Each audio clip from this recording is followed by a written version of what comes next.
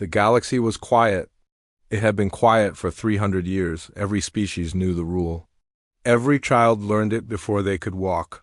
Every diplomat memorized it before their first meeting.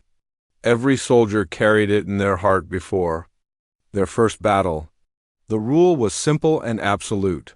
Never wake the humans. Ambassador Kethmore stood before the newest members of the Galactic Council. The young Helix species had just achieved faster-than-light travel 6 months ago. Their scaled bodies shimmered with excitement as they took their first steps into the greater galaxy. Like all new species, they had questions. Like all new species, they had to learn the rule. "Why do we fear these humans?" asked the Helix representative, her voice carrying the arrogance of youth. "Our scans show they sleep in old ships at the edge of their system. They have no active military, no expanding borders, no trade routes. They are nothing." Kethmore's 4 eyes blinked slowly. He had given this speech 1,000 times to 100 different species. Each time he hoped it would be the last. Each time he was wrong. 3 centuries ago, he began, his voice carrying the weight of history, the galaxy was very different. Wars raged across every sector. Species fought species for resources, territory, and survival. The strongest ruled and the weak served or died. It was a dark time. The Helix leaned forward, interested despite themselves. Then came the humans. They appeared from nowhere, spreading across the galaxy like wildfire. At first, we thought they were just another young species, weak, primitive, easy to conquer or ignore. Kethmore paused, letting his words sink in. Around the council chamber, representatives from dozens of species nodded. They had all heard this story. They all knew what came next. We were wrong. The humans were not weak. They were not primitive. They were the most dangerous species the galaxy had ever seen. General Thokmar, the Vorthan military commander, stepped forward. His massive frame cast shadows across the chamber. The humans had something we did not understand. They called it innovation. While we perfected old ways of war, they created new ones. While we built bigger ships, they built smarter ones. While we sent more soldiers, they sent better soldiers. But surely, the Helix representative said, your combined forces could defeat them. You had numbers, you had experience. Numbers meant nothing to humans, Thokmar replied. They fought like each soldier was worth 1,000. They used weapons we had never seen. They employed tactics we could not predict. In space, they moved like dancers. On the ground, they struck like lightning. They turned our strengths against us and found weaknesses we never knew we had. Kethmore continued the story. The humans conquered 17 systems in their first year, 43 systems in their second year. By their third year, they controlled over 100 systems across the galaxy. Every species that fought them lost. Every alliance that opposed them crumbled. The chamber fell silent. Even the Helix representatives seemed to understand the gravity of what they were hearing. Then something unexpected happened, Kethmore said. The humans stopped. They did not conquer more systems. They did not demand tribute. They did not enslave defeated species. They simply stopped expanding and sent a message to every species in the galaxy. What did they say? The Helix asked quietly. They said they were tired of war. They said they wanted peace. They said they would return to their home system and sleep, giving the galaxy time to heal. But they also said something else. General Thokmar's voice dropped to a whisper. They said if anyone ever disturbed their sleep, if anyone ever forced them to wake up, the galaxy would remember why they chose to sleep in the first place. So they went home, Kethmore continued. They built massive generation ships and loaded them with their people. Millions of humans went into stasis chambers. Their ships drifted to the outer edges of their solar system. They have been sleeping ever since? The Helix representative looked confused. But why do we still fear them? They have been asleep for 3 centuries. Their technology must be outdated. Their ships must be failing. Their people must be weak from the long sleep. Because, said a new voice, they are still human. Everyone turned to see Ambassador Velahan. the eldest member of the Zentari delegation. She rarely spoke in council meetings, but when she did, everyone listened. "I was young when the humans ruled," she said, her ancient voice carrying across the chamber. "I saw what they could do. I saw planets that resisted them turn to glass. I saw fleets that challenged them scattered like dust. I saw species that opposed them simply disappear." She moved slowly to the center of the chamber, her old bones creaking with each step. "But I also saw something else. I saw their restraint. When they could have destroyed us all, they chose mercy. When they could have ruled as tyrants, they chose to sleep. The humans who went into stasis were not weak. They were not afraid. They were the most powerful force in the galaxy, and they chose to give up that power for peace." The degeneration. "Ships are not prisons," General Folkmar added.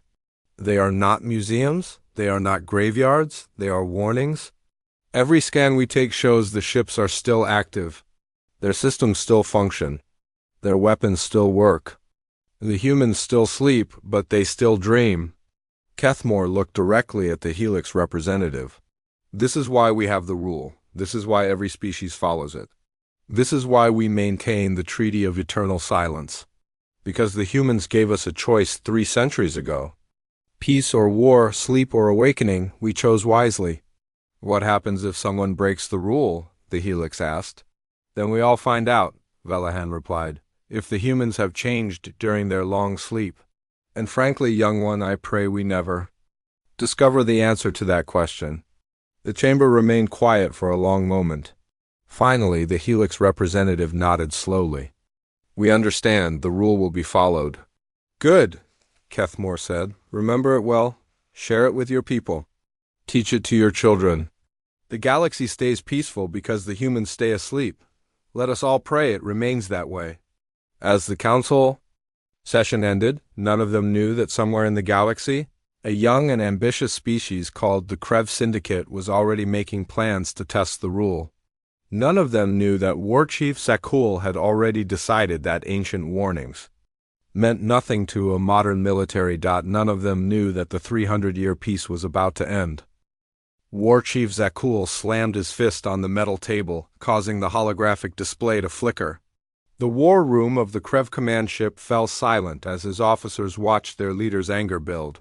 300 years, he snarled, his sharp teeth gleaming in the blue light.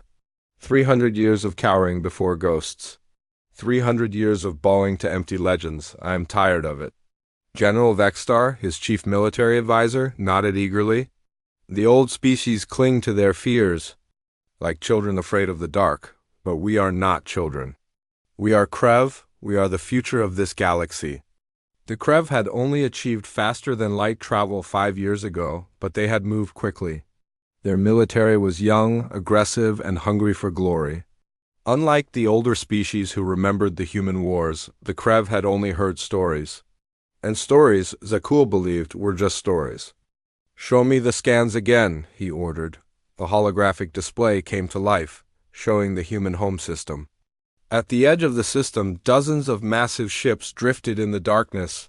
They were huge, built for long journeys rather than war. Their hulls were dark, their engines cold, their weapon systems offline. "These are the ships that once terrified the galaxy?" Zakul laughed, a harsh sound that echoed through the room. "They look like floating tombs." "Our scouts report minimal activity," General Vextar said, pointing to the display. "Basic life support systems. Automated maintenance, nothing more. The humans have been asleep for 3 centuries. Their technology is ancient. Their ships are museum pieces." Captain Reindar, leader of the Krev boarding forces, stepped forward. "My warriors are ready, War Chief. We can take those ships before the humans even know we are there. We strip their technology, eliminate the sleeping crews, and claim their ships for the Syndicate." "And what of the other species?" asked Commander Dexon, the only voice of caution in the room. "The Zentari will object. The Vorthan will mobilize. The entire Galactic Council will unite against us." Zakul's eyes narrowed. "Let them try. By the time they decide to act, we will have human technology. We will have human ships. We will be unstoppable." The humans conquered 100 systems in 3 years, Dexon continued. Perhaps there was a reason for their success. Yes, Vexstar replied. They fought weak, unprepared enemies. Species that had grown soft from years of peace, but we are not soft. We are warriors. We have studied their old battles. We know their tactics. We are ready for them. Zakul moved to the display, studying the sleeping ships. The humans chose to sleep because they were tired of war.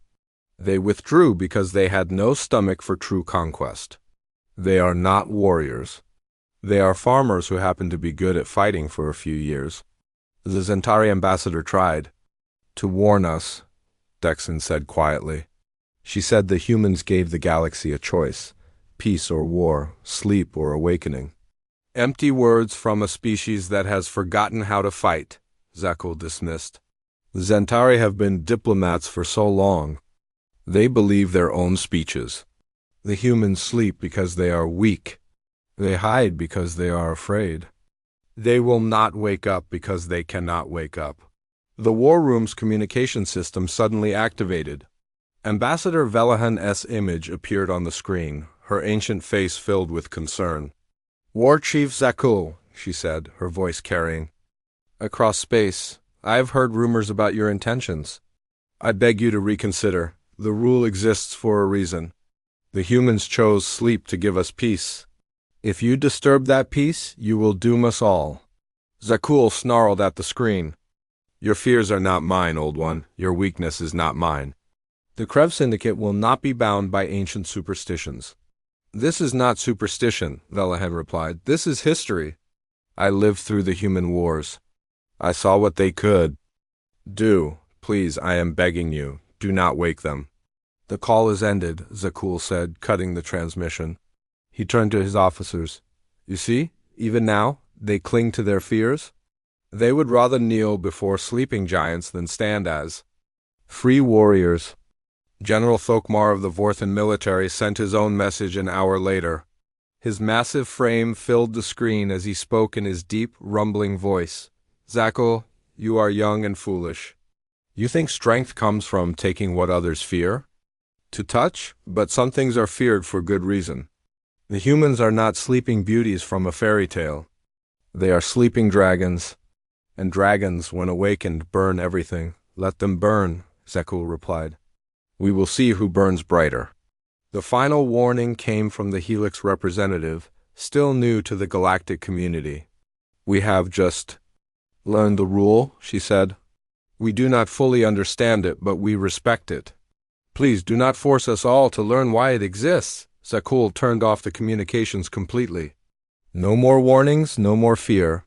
No more hiding behind ancient stories. Today, the Krev Syndicate takes its place as the dominant force in this galaxy. He looked at his assembled officers. General Vexstar, prepare the fleet. Captain Reindar, ready your boarding parties. Commander Dexon, if you cannot support this mission, you are free to remain here. Dexon straightened. Despite his concerns, he was Krev. He would not abandon his people. I serve the Syndicate, War Chief. I will do my duty. Good. We attack at dawn. 6 hours later, the Krev fleet moved toward the human home system. 50 warships, the pride of the Syndicate military, flew through space toward their destiny. The ships were new, their weapons untested in real combat. Their crews eager for glory. As they approached the outer edge of the system, the human generation ships came into view. They were even larger than the scans had suggested, massive vessels, built to carry thousands of people across the galaxy. They drifted silently in the darkness, their hulls reflecting starlight like sleeping giants. Target the ship called New Horizon, Zakul ordered. It appears to be their command vessel. We take it first, then move to the others. Boarding parties ready, Captain Reindar reported. We will have control of their command structure within the hour. No active weapons detected, the sensor operator reported. No shields raised, no response to our presence. They are completely unaware of our approach, Zakul smiled. Just as I predicted. The sleeping giants are just sleeping ships filled with sleeping people. Today, the galaxy learns that the Krev fear nothing. The first boarding pods launched from the Krev ships, streaking toward the new horizon like bullets. Inside each pod, Krev warriors prepared for what they believed would be an easy victory. They expected to find confused, disoriented humans stumbling from their sleep chambers. They expected to find an easy target. They were wrong. The boarding pods made contact. With the new horizon's hull, emergency lights began to flash throughout the human ship. Deep within the vessel, systems that had been dormant for 3 centuries suddenly came online. Computers that had been sleeping began to process information. Weapons that had been cold began to warm up. And in the command center, Admiral Kate Morrison opened her eyes. The 300-year sleep was over. The galaxy was about to remember why the rule existed. Admiral Kate Morrison's eyes snapped open as the emergency alarm screamed through the new horizon. 300 years of sleep vanished in an instant as her training took over. She sat up in her stasis pod, her mind already processing the sounds around her. "Admiral," Lieutenant Amy Parker said, rushing to her side, "we have multiple hull breaches. Hostile boarding parties detected on decks 7, 12, and 15. They're moving toward the civilian quarters." Kate's feet hit the cold metal floor.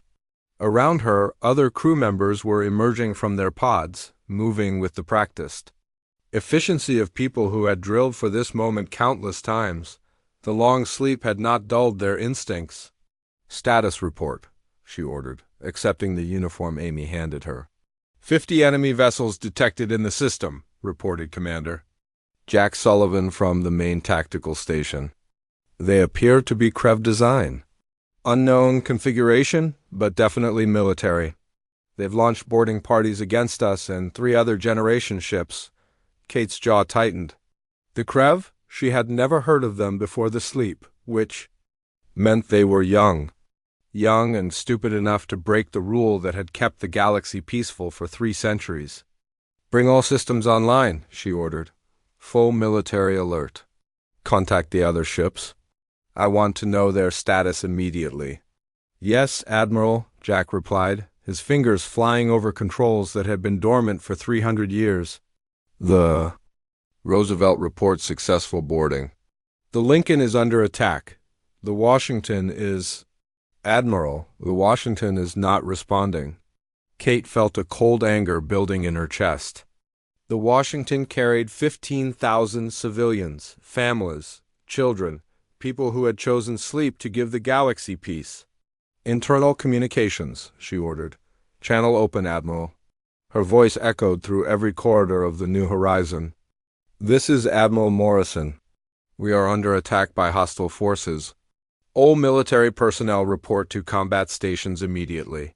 All civilian personnel move to secure areas and await further orders. Marine units Alpha through Delta repel the borders. This is not a drill." Throughout the ship, humans moved with deadly purpose. Colonel Steve Bennett led his Marines through the corridors, their weapons systems connecting to the ship's tactical network. They had trained for this moment, prepared for the possibility that someone might be foolish enough to wake them. "Contact. On deck 7, Bennett reported over the comm system. Engaging now." The first Krev warriors to encounter the human Marines learned their mistake quickly. The creatures they expected to find stumbling from centuries of sleep were instead highly trained soldiers moving with coordinated precision. The humans used weapons the Krev had never seen, employed tactics they could not counter, and fought with a calm efficiency that was terrifying. "They're not confused," Captain Reindar reported to his command ship, panic creeping into his voice. "They're not disoriented. They single quotes, redot. They're ready for us." Engineer Carol Thompson worked frantically. At her station, bringing the ship's defensive systems online? "Admiral, weapon systems are responding. Shield generators are warming up, but it's going to take time." "We've been asleep for 3 centuries. How much time?" Kate asked. 30 minutes for full combat readiness. Maybe 20 if we push the systems." Kate nodded. "Do it. Push everything. I want this ship ready for war." On the bridge, Dr. Mike Rodriguez analyzed the enemy vessels through the ship's sensors. Admiral, their technology is impressive for such a young species. But it's crude, brute force rather than elegance. They rely on overwhelming firepower instead of precision. Weaknesses? Kate asked. Their shields are strong but inflexible. Their weapons are powerful but slow to track. Their ships are fast but not maneuverable. They fight like they expect their enemies to stand still and trade blows. Kate smiled grimly. They're about to learn why that's a bad idea. Throughout the ship, the boarding parties found themselves trapped. The corridors that had seemed empty now swarmed with human defenders. The humans did not fight like any species the Krev had encountered. They moved like shadows, struck like lightning, and vanished before the Krev could respond. Squad 7 is gone, Reindar reported. Squad 12 is pinned down. Squad 3 is... I cannot reach Squad 3. How many humans are there? Zakul demanded from his command ship. I don't know, Reindar replied. They're everywhere. They move through the ship like they know every corridor, every vent, every hiding place. It's like the ship itself is fighting us. On Deck 12, Major Paul Anderson led his team through the maintenance tunnels. The humans had built their ships with warfare in mind, even the civilian vessels. Hidden passages, emergency armories, and defensive positions were built into every level. Enemy squad moving through Section C, Anderson reported. Moving to intercept. The Krev warriors never saw them coming. One moment they were advancing through an empty corridor, the next they were under attack from 3 directions at once. Human Marines emerged from walls, dropped from ceilings, and rose from floor panels they had never noticed. Admiral, Colonel Bennett reported, all boarding parties on Deck 7 have been eliminated. Deck 12 is secure. Deck 15 is ... Well, let's just say the Krev won't be coming back. Casualties? Kate asked. None on our side. The enemy was not prepared for organized resistance. Kate turned to Jack Sullivan. Status of the other ships? The Roosevelt has eliminated all boarders. The Lincoln is mopping up the last few. The Washington ... Jack paused. The Washington is back online. They report heavy damage but no casualties. The boarders hit the civilian quarters, but emergency bulkheads sealed them off. Good, time the weapons ready. 15 minutes, Admiral. Kate looked at the tactical display showing the Krev fleet.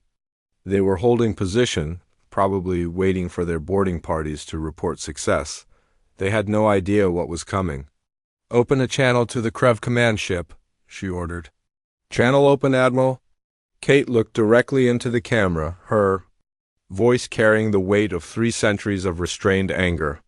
This is Admiral Kate Morrison of the Human Colonial Fleet. You have attacked sleeping civilians. You have violated the sacred rule that has kept this galaxy peaceful for 300 years. You have made a mistake that will cost you dearly. On the Krev command ship, Zakul stared at the screen in shock. The human facing him was not the weak, confused refugee he had expected. She was a warrior, and her eyes burned with controlled fury. You have exactly 1 minute to withdraw your forces and leave this system, Kate continued.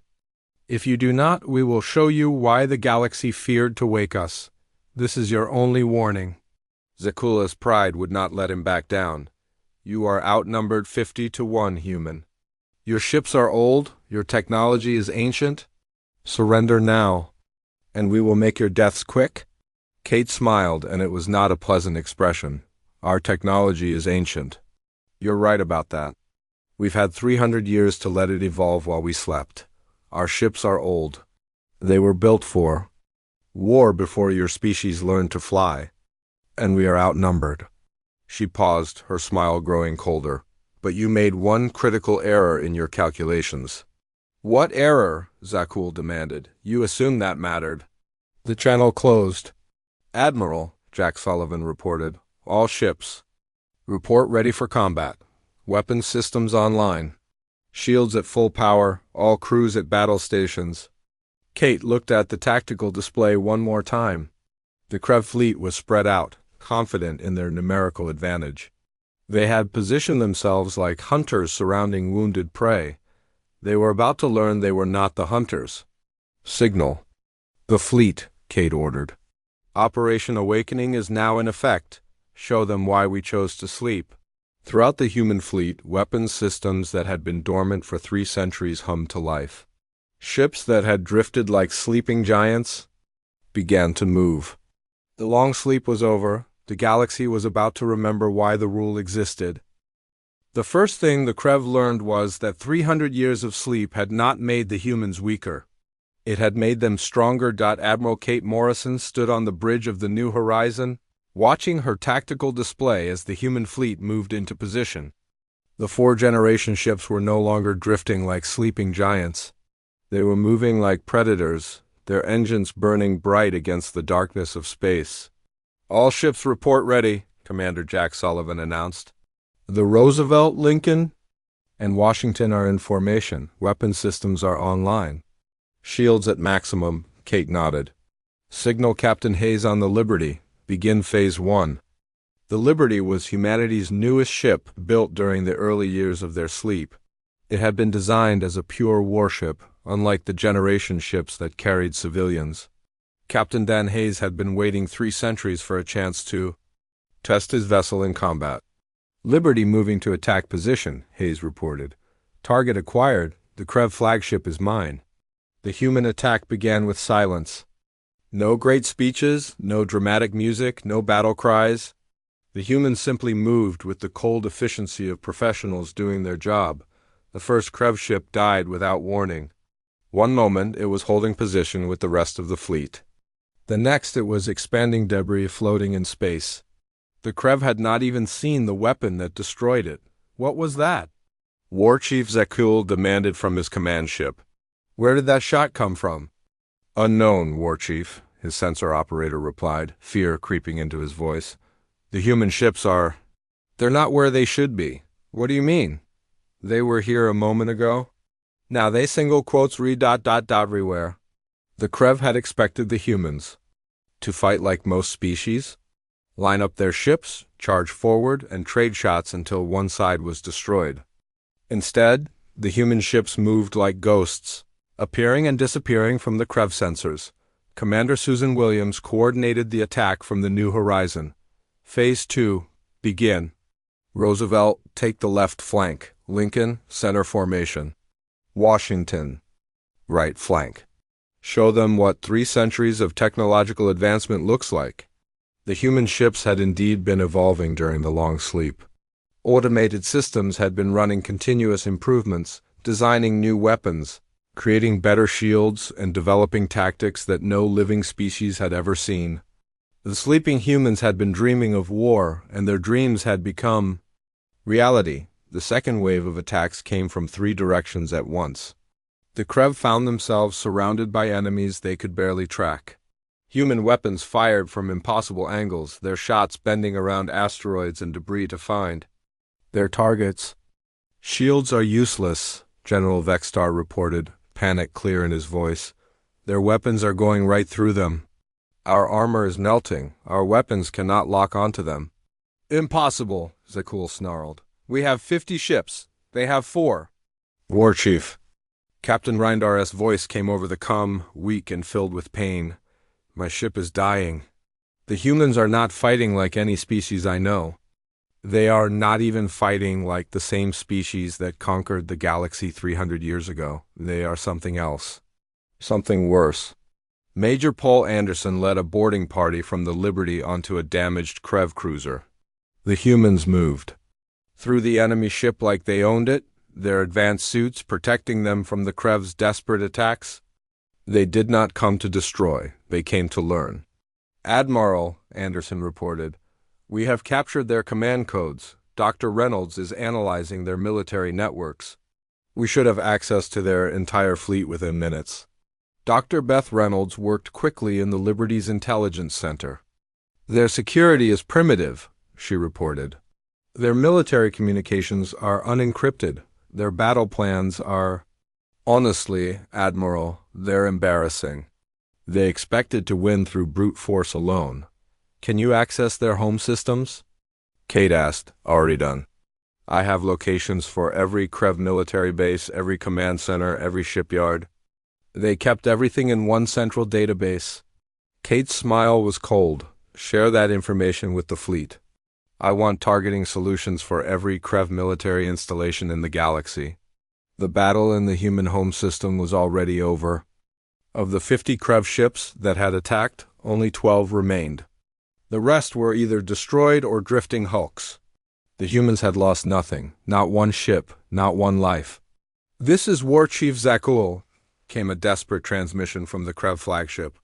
"We surrender, we withdraw. We will leave your system and never return." "Surrender is not an option," Kate replied calmly. "You attacked sleeping civilians. You broke the rule that kept the galaxy peaceful. You woke us up. Now you face the consequences." The human fleet began to move toward the surviving Krev ships. The aliens fired everything they had, but their weapons simply bounced off the human shields. The humans had learned to build defenses that could stop anything the galaxy could throw at them. "Please," Zakul begged, "we made a mistake. We were wrong. Show mercy." "We showed mercy once," Kate replied. "We went to sleep rather than conquer the galaxy. We chose peace over war. You chose to end that peace. Now you will learn why we made that choice." The last of the Krev ships were destroyed within minutes. The human fleet regrouped, their formation perfect, their movements coordinated. They had been asleep for 3 centuries, but they fought like they had been practicing every day. "Admiral," Commander Williams reported, "we're receiving communications from across the galaxy. The Zentari Council is demanding an explanation. The Vorthan military is mobilizing. Every species wants to know what's happening." Kate opened a channel to the entire galaxy. Her image appeared on screens throughout civilized space, from the Zentari homeworld to the furthest trading posts. "This is Admiral Kate Morrison of the Human Colonial Fleet," she began, her voice carrying the weight of absolute authority. 300 years ago, humanity chose sleep over conquest. We chose peace over war. We chose to give the galaxy time to grow and prosper without fear." She paused, letting her words sink in across 1,000 worlds. Today, the Krev Syndicate chose to break that peace. They attacked sleeping civilians. They violated the sacred rule that has protected all of you for 3 centuries. They forced us to wake up. The galaxy watched in stunned silence as the human fleet began to move away from their home system. "The Krev Syndicate no longer exists as a military force," Kate continued. "Their fleet is destroyed. Their leadership is dead. But this is not enough. They were not acting alone. They had support, funding, and encouragement from others who thought the rule was just superstition." General Alex Turner's voice came over the fleet communications. "Admiral, the strike force is ready. We have targeting solutions for every Krev installation in the galaxy.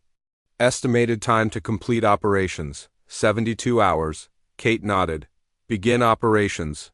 I want every Krev military asset destroyed, every command center eliminated, every shipyard reduced to scrap. Leave their civilians alone, but make sure they never again have the ability to threaten anyone." Throughout the galaxy, species that had forgotten the power of humanity watched in horror as human ships appeared in system after system. The Krev military installations were destroyed with surgical precision. No civilians were harmed, but the Krev's ability to wage war was completely eliminated. "The rule is dead," Kate announced to the galaxy. "The old peace is over. Humanity is awake, and we will not sleep again. Those who seek peace will find it with us. Those who seek war will find something far worse." The message was clear. The 300-year sleep was over. The galaxy had a new order, and humanity would enforce it. The age of sleeping giants was finished. The age of wakeful guardians had begun. The galaxy was quiet again. But this time, it was a different kind of quiet. 72 hours after the attack on the human fleet, the Krev Syndicate no longer existed as a military force. General Alex Turner stood on the bridge of his command ship, watching the final Krev shipyard burn in the distance. The massive structure that had once built warships now drifted as twisted metal and debris. "Final target destroyed," he reported to Admiral Kate Morrison. All Krev military installations have been eliminated. No civilian casualties reported. Kate nodded from her position on the new horizon. Thank you, General. Begin Phase 2. I want monitoring stations established in every system that once housed Krev military assets. Colonel Kevin Wright supervised the construction of the first monitoring station. The human technology was so advanced that a single station could watch an entire star system. Within hours, Wright's teams had established a network that would ensure the Krev could never again threaten anyone. Station Alpha is online, right? Reported full sensor coverage of the Krev home system. If they try to build so much as a cargo ship with weapons, we'll know about it. On the Krev homeworld, War Chief Zakul knelt in the ruins of his command center. The humans had been precise in their destruction. Every military building was gone, but the hospitals, schools, and homes remained untouched. The message was clear. The humans were not conquerors. They were teachers, and this was a lesson. We surrender, Zakul said into the communication device that had been left for him. Completely and without conditions, we beg for mercy. Kate's image appeared on the screen. Mercy is what we showed you by not destroying your entire civilization. Mercy is what we showed you by leaving your people alive. Your military is gone, your ability to wage war is ended, but your species will survive. What ... now? Zakul asked, his voice broken. Now you learn to live in peace, Kate replied. Commander Linda Foster will be arriving to help you establish a new government. One that understands the value of life over conquest? Commander Foster arrived on the Krev homeworld with a small team of human diplomats. Her job was not to rule the Krev, but to help them build a society that would never again threaten others.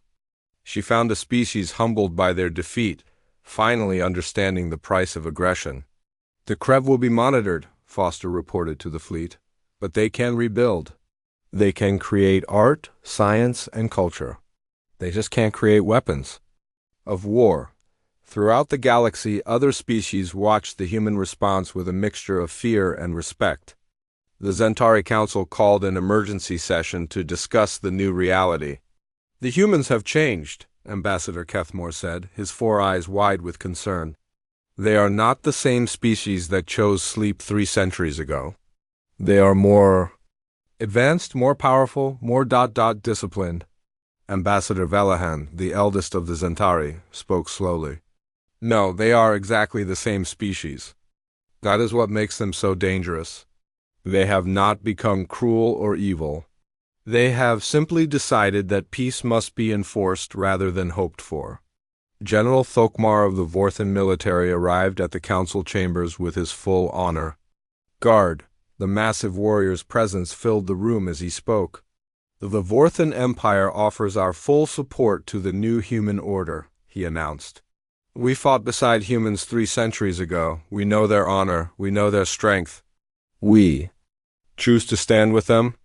The Helix representative, still new to galactic politics, asked the question everyone was thinking. What does this mean for the rest of us? Kate Morrison answered that question herself when she addressed the Galactic Council. The chamber that had once debated the Treaty of Eternal Silence now listened to humanity's new terms. The rule is dead, she said, her voice carrying to every corner of the chamber. The old peace is over. Humanity will no longer sleep while others decide the fate of the galaxy. We are awake, and we will remain awake. She looked at each species representative. In turn, but this does not mean we seek to conquer. It means we seek to protect. Species that choose peace will find us as allies. Species that choose war will find us as enemies. Dr. Nancy Clark stepped forward to explain the new human programs. We will share our technology with peaceful species. Medical advances, agricultural improvements, scientific discoveries. The galaxy will prosper under this new order. But what about our independence? Asked the Helix representative. What about our freedom to make our own choices? You are free to make any choice you wish, Kate replied. As long as that choice does not harm others. Build cities, create art, explore the stars, trade with your neighbors. Do anything except wage war on innocent people? The terms were simple. Any species that wanted to remain independent could do so. Any species that wanted human protection could have it. Any species that wanted to trade with humanity was welcome. But no species would be allowed to threaten others. We will establish monitoring stations throughout the galaxy, Colonel Wright announced. Not to spy on you, but to watch for threats. Pirates, raiders, aggressive species like the Krev, we will stop them before they can cause harm. The response was immediate. Dozens of species requested human protection. Hundreds more wanted to establish trade relationships. The galaxy that had once feared humanity now looked to them for leadership. The irony is not lost on me, Kate said to her senior staff as they met in the New Horizons conference room. We went to sleep to avoid ruling the galaxy. We woke up to find the galaxy asking us to rule it. Perhaps that's why we're the right choice, suggested Dr. Mike Rodriguez. We don't want power. We want peace. The difference between a tyrant and a guardian, added Commander Susan Williams, is that a guardian protects others, while a tyrant protects only himself. 6 months after the Krev attack, the galaxy had settled into its new order. Human ships patrolled the trade routes, keeping them safe from pirates. Human scientists shared their knowledge with peaceful species. Human diplomats helped resolve conflicts before they became wars. The Krev had rebuilt their society around art and science instead of war. Under Commander Foster's guidance, they had become one of the galaxy's most productive agricultural worlds. Their former war chief Zakul now led teams of farmers growing food that fed hungry worlds across the galaxy. We were wrong, he said. In a message to Admiral Morrison, we thought strength came from taking what we wanted. We have learned that true strength comes from giving what others need. Kate stood on the observation deck of the New Horizon, looking out at the stars. The galaxy was peaceful, but it was an active peace. Humanity had learned that sometimes the best way to preserve peace was to be ready for war. Admiral, Lieutenant Amy Parker approached with a communication pad. We're receiving a message from the Outer Rim. A new species called the Drex. They're asking for our help with a pirate problem, Kate smiled. Tell them we're on our way, and remind them of the new rule. What's the new rule, Admiral? Peace is not the absence of conflict, Kate replied. Peace is the presence of justice. And justice, Lieutenant, is what we provide. The human fleet moved toward the Outer Rim, carrying hope to species that had forgotten what safety felt like. The galaxy was no longer quiet because everyone was afraid to make noise. It was quiet because everyone knew that someone was listening, ready to help those who needed it and stop those who would cause harm. The age of sleeping giants was over. The age of wakeful guardians had begun, and the galaxy was better for it.